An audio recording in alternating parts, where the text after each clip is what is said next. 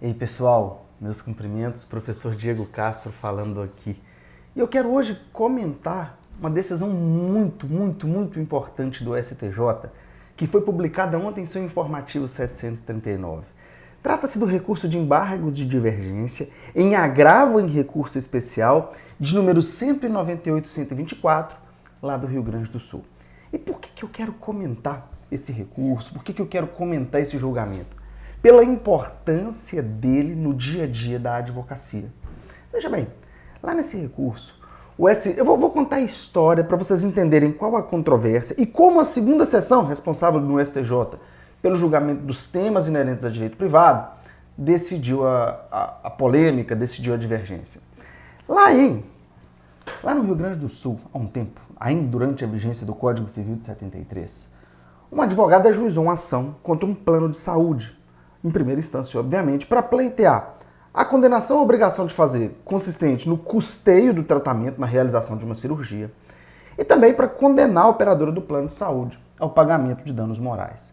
Em primeira instância, a sentença julgou parcialmente procedente o pedido, determinando que o plano custeasse o tratamento, mas julgando improcedente os danos morais.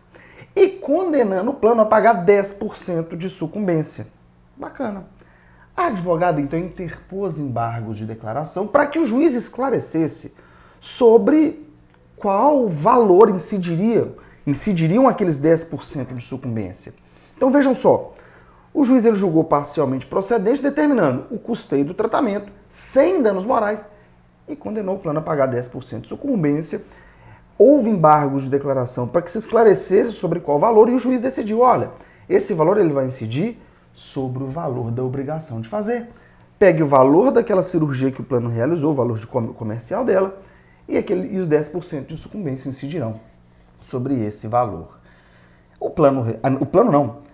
Na verdade todo mundo recorreu, e a autora conseguiu em sede de tribunal a condenação do plano ao pagamento de danos morais. Então aquela decisão que era só o custeio da obrigação de fazer passou a ser, plano, você não só vai ter que custear a obrigação de fazer, que é realizar a cirurgia, como também vai ter que pagar danos morais. E aí, naturalmente, a partir do momento em que a sucumbência incidiria sobre a obrigação de fazer, ela também incide sobre os danos morais.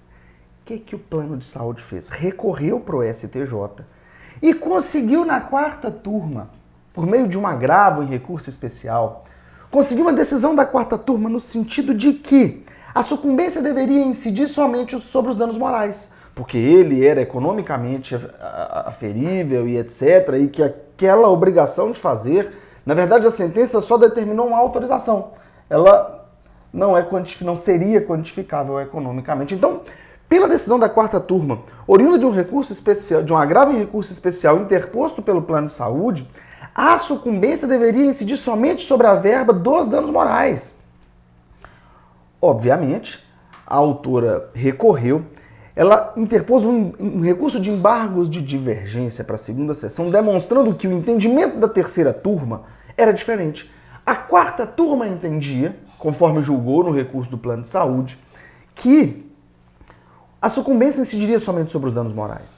Já a terceira turma entendia que a sucumbência deveria incidir sobre a obrigação de fazer e sobre os danos morais.